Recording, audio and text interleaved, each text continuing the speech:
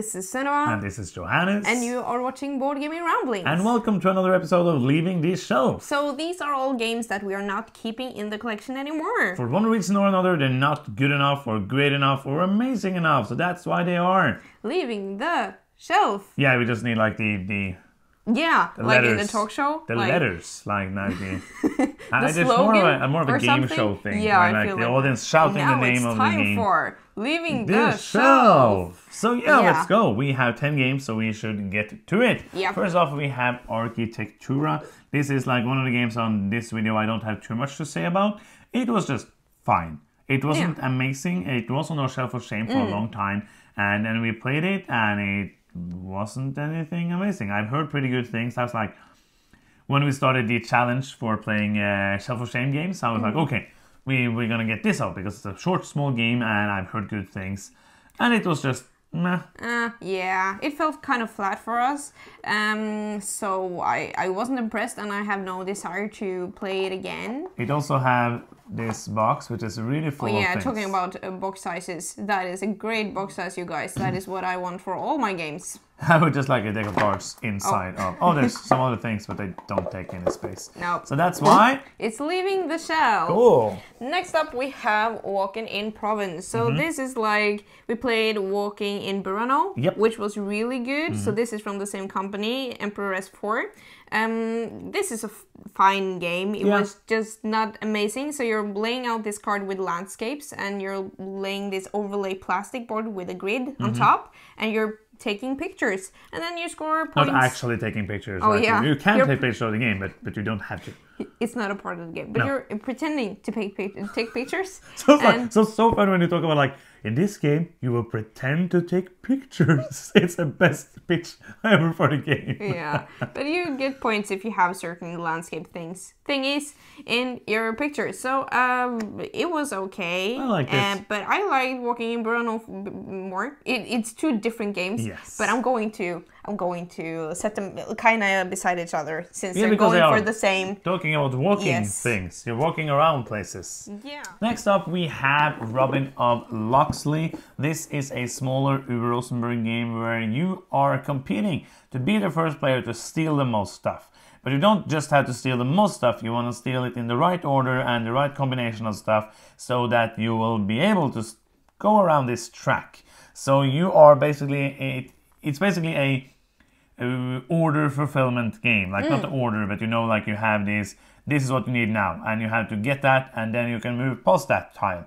And if you have more things, you can move more tiles. Yeah, so kind of similar to Reichholt. Yeah, it had that. Yeah, absolutely. That kind of it's an order fulfillment game basically. And you have this one chess piece, which is the horse, and he's moving like a horse in chess in this grid, trying to get tiles that you need for these order fulfillments. Yeah. And it's a fun game. It's a good two-player game. It's short, it's fun, it has that very tense race feeling. And it actually feels kind of different for an Uwe Rosenberg game. So it has a lot of positive things. So basically, if you are looking for a good two-player game, I think you should get this. But the thing is that we do not play a lot of two-player only games. We do play quite a few games, two of us, but most of the time it's not like, oh, we need a two-player only game.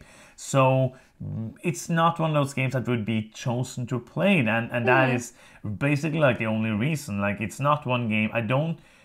I think it's a great game, but I'm not gonna miss it not being the collection, because I will never feel that, oh, we need to play that, because when we can play so many other games two players, so that is why. Yeah, absolutely. It's leaving the shelf. It's not like the top of the crop.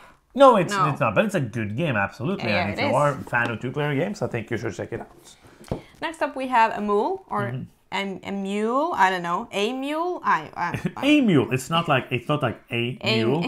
It's not the animal mule, and it's one of them. You don't know that. I don't know. Because it doesn't have an E. This is a more-player game, and this is a more-player game. Yeah, from 3 to 8 players. Yeah. So it says 3 here, so you can play from 3 players. Is that?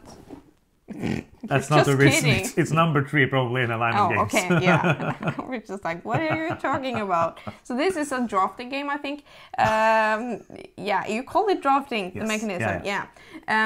Where you're trying to pick the cards that are the best for you, and there are many different scorings on the card, And so this is very interesting. Some cards you want to keep in your hand and invisible. No, not visible. It's not getting invisible to the other players. And some you want to lay out on the table that is visible to other players. And there's some set collection. There is some points if nobody else has the same card. And it's actually a very neat game. We played this with six players, I think, and it was a blast. I got like the same feeling that I sometimes get by Seven Wonders, that group drafting game. But this is more like interaction because your cards depend on all the players, not just your neighboring sitting players. Sitting players, or just neighboring players. Sitting at the neighbor places. You can stand playing this game as well. It's not like forbidden. But I don't see us playing this game very often. No, the thing is, seldom these big groups. Yeah, and when we are, mostly people have placed games they want to play, so we split up in 2 groups. Like if we're 7 players, it's not usually like we're gonna like when are we gonna be 7 players? So when were we 7 players? I don't know. Yeah. Well, actually, I do know. It was the 12th of March, 2020. We were 7 players. Oh, we were? Or we were 6 or 7 players. I think we were 6 actually. Yeah, we did. And that was the day before everything happened. Yeah. So, in Norway at least. Amul was good. Yeah. I enjoyed it, but it's not a game that we will ever play. And that is why it's leaving the shelf. Yay. Next up, we have a nostalgic game. It's one of the first ones we got. I remember hearing about it, like it was not that many games getting released back then.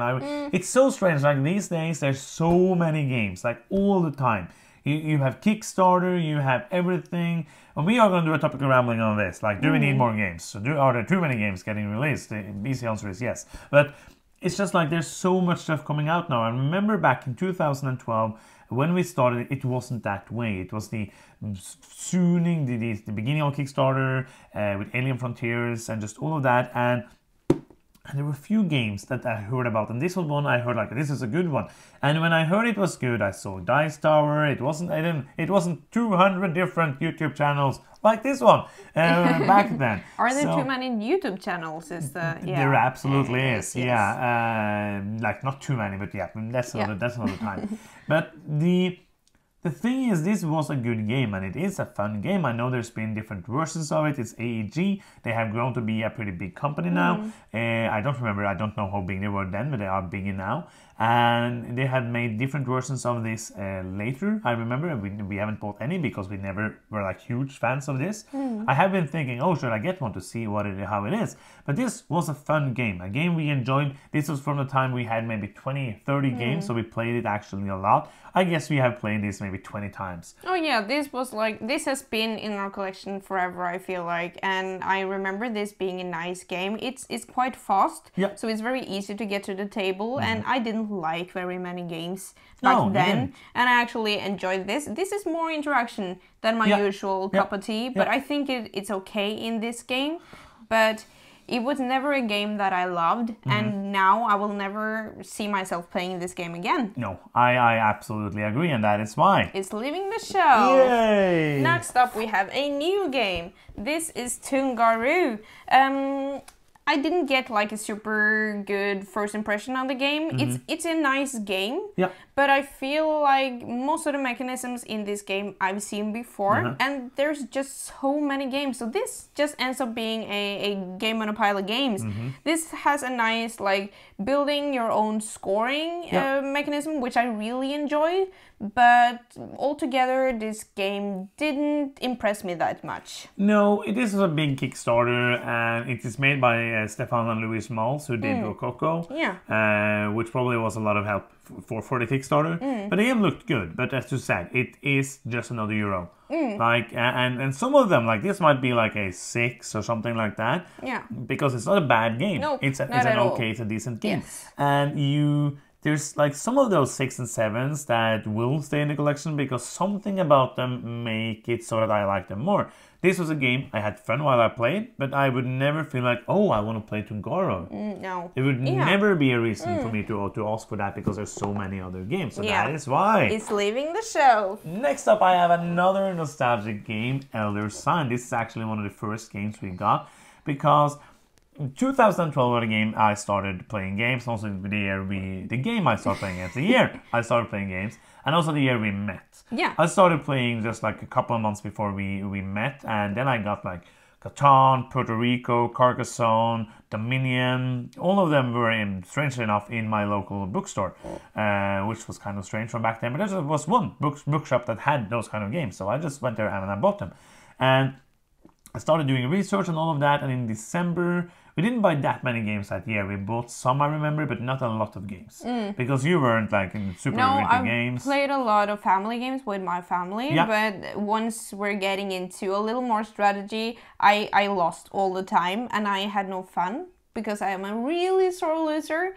So thankfully that is not happening that much now. The thing I'm laughing about now is just thinking about how much have happened in those years. Yeah. We started playing Carcassonne and now we have a studio in our house where we film YouTube videos. Yeah, if you would say that to me like 7 years ago, I would call you crazy. Yeah, and you'd be like, bye! Yeah. But it's so weird, but it's so fun to see where this hobby has taken us, basically. Yeah. It's strange, it's just cardboard and fun. Yeah. So, mostly just fun. Cardboard and fun. That is a nice quote, yeah. That should be like a podcast. Oh, yeah. Cardboard and fun. Yeah. So, Elder Sign is one of those games that I heard so much about, and we went to London, our first trip together in December 2012, and we went to Orc's Nest. So we got this. We didn't have like a lot of luggage, just one bag, so we couldn't have a lot of games. We got this, we got Innovation, and we got Lost Cities. I think we still have Innovation, even though I don't think you have ever played it. Oh yeah, it's a small box, so it's up there somewhere. I have played it a couple of times. It's a good game, but not amazing. I don't know. Yeah, I would like to play it. Yeah, that would be fun. Because Luke, Broken Meeple, says it's a good game. No, wait, that is no reason to play the game. So maybe it's bad then. Yeah. Okay, probably not fun. So, Elder Sign is a just dice chucking game that plays from 1 to 8 players. What? 8 players? Yes. That is... Why would you want to play this with 8 players? That being good. No, we played it once, I remember, with 6 players, and we didn't finish it because it took like 16 hours. Not actually 16 hours, but it took like... that fun. It was not fun at all. I have played the app sometimes, which is fine because you just see what happens. You roll in and see what happens, and this is that kind of game. There's not that much strategy, there's not that much going on. An okay game, but one I will never want to play again. No, I agree. That is why... It's leaving the shelf. Next up we have Mysterium. I love Mysterium. This is a great game. This is an amazing game. I think this was good. Like high on my top 50 or something. Probably number 1. Huh? Probably number 1. You think so? No, I don't. Yeah. We now have Mysterium Parks. Yes. We've talked about that both in top 10s and we have a review of it also. And it takes so much less space and also less space on the table. Yeah. And also takes less time, and the rules are simplified and scaled down, but it's kept all of the good stuff. Yeah. So I see no reason to pick Mysterium over Mysterium Park as at this point. So that is why it's leaving the shelf. Yeah. Yeah, this is another one of those like kind of nostalgic games that's always been there. Yeah. Like the longer a game is in the collection, the harder it is for me to get rid of it. That is a rambling. That is the topical ramblings. Because the newer the game is, if you don't like it, go out. Yeah. Because it hasn't even been in the shelf yet. Yeah, it's easier to throw it out. That is a weird psychological thing. That's pure nostalgia. Yeah, but I would not get rid of this if I hadn't got Mysterium Park. But this is a stellar game. So, it is. Yeah. But Mysterium Park is better. Yeah. Then we have Expedition to Newdale. Oh, I don't think maybe this is bagged up. Oh, no. Expedition to Newdale. We did a review of this a while back. This is a campaign game with a story that is as interesting as watching paint dry. This is one of those games, like, it's not as bad as all those stories, but the gameplay is good. Like, the gameplay is okay. I remember us playing the Oh My Goods before we did the review of this, and it's basically that game. It's a bit less random, but it's a lot longer, and it's just... I love a lot of Alexander Fisher games, but this one is just like, it was fine to play it, but I would never be interested in playing it again, and the campaign doesn't make any sense. I don't know why he has gotten this hung up on doing campaigns. Some people like him though. Yeah, but like he did, that should be a topic of ramblings. Should Alexander Fischer stop making campaign games? I don't know. But no, I'm just kidding. He can do whatever he wants because he's a dinosaur. No, what? Because that's a reference to a very, very small song. Oh, okay. Alexander Fischer makes some great games. This is an okay game with a tacked-on campaign that wasn't good. Do you have anything to say? Oh yeah, I like some aspects of the game. I like the factories that you're like predicting how much you're going to produce. That's true. And then you draw some meeples out of the bag and you're lucky or unlucky and you maybe have like saved or you've taken a risk. I think that is nice. The push of luck element. Yeah. And moving around on the board is all right. You're trying to build so that you get some bonuses, but like the campaign in itself is, I don't know why it exists. I think that like My City, for example, is a legacy game where the story is minimal and also not tried to make something more than it is. Here, I think, like in Orleans Stories, they've tried to make something that isn't that exciting. And that isn't very exciting. Yeah, and it isn't very exciting, so it's not working. And that is why it's leaving the shelf. Yeah. Okay, final game for today.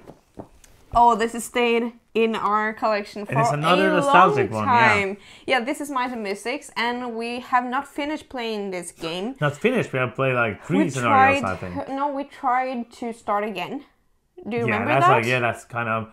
I think that was the first year you lived in Kongsberg. Oh, yeah. So I think that's maybe now, how long is that ago? Like 4 years? Yeah. So when we first got this game, I really liked it. This is a co-op like family dungeon crawler with a nice story about some mice. And maybe some mystics. And but that might be a spoiler.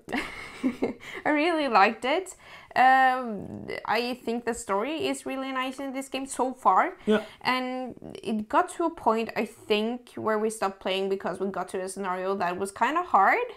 Yeah, and the thing is that it's very light because it is a family game, but it was just like, there was like the box has 7+ for age, so we enjoyed it, but it wasn't giving me a lot of like the story was fun, but the gameplay wasn't that exciting. I remember when we played it 4 years ago, I was like, okay, we're never gonna play this. Yeah, we played one time. The thought was when our nephew gets older, we could play it with him because as adults now, we thought that maybe like having a young mind being excited for this would make us play it because I really like the thought of playing this game. But second time we tried it, I realized that, like with video games and such, he might not be into it as well. So no, I think he would like it a lot. But if this were already in Norwegian, I think it would be great because he doesn't know English well enough to like he knows some sentences because we start learning English at 6 years old in Norway. So, but I would have to translate it all, and that would have been okay. But I think he would have liked it a lot, but there's other games we can play. There's so much other stuff we can do, and there's many other board games as well that we can play with him. Yeah, I think it's high time that someone else gets this game so that it actually gets played. I think this is a really nice game that I think someone else will have a lot of fun with. So that is why it's leaving the shelf. Yeah, and those are 10 more games leaving the shelf. So you might think, oh, Johannes, Sunniva, do you have more games in your collection? Yes, we do. Yeah, we do. We don't. No worries. We didn't only have fine. 10 games. Yeah. So that is the end of this video. Thank you so much for watching. I'm Johannes. I'm Sunniva. And you've been watching Board Gaming Ramblings. And bye bye.